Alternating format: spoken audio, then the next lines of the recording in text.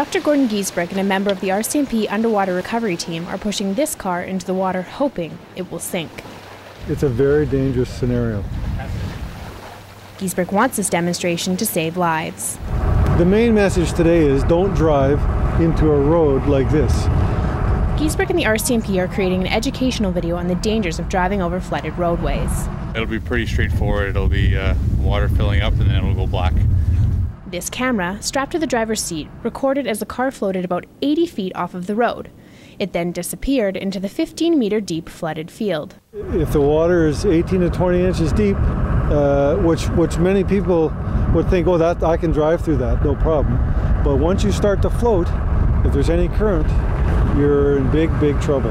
It only takes 1.5 feet of water to start floating a vehicle. Once the vehicle is afloat, the water can carry it off the road and over flooded ditches and fields. If the water is deep enough, the entire vehicle can sink.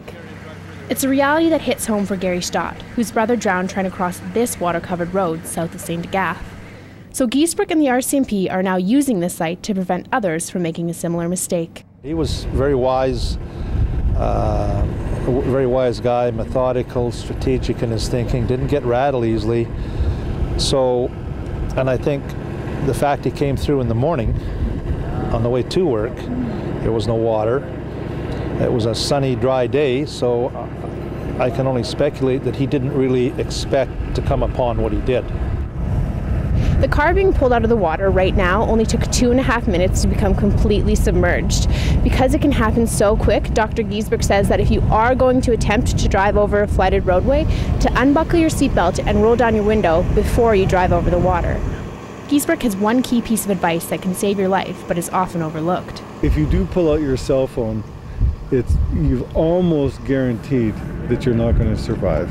Many drivers make the mistake of calling 911, but with less than a minute before the car starts to sink, Giesbrecht says you should immediately unbuckle your seatbelt, open the window, and get out. If it happened to my brother, and it did happen to my brother, it can happen to anybody. Don't take for granted. The waters a lot of the time look like they're not dangerous. Still waters run deep.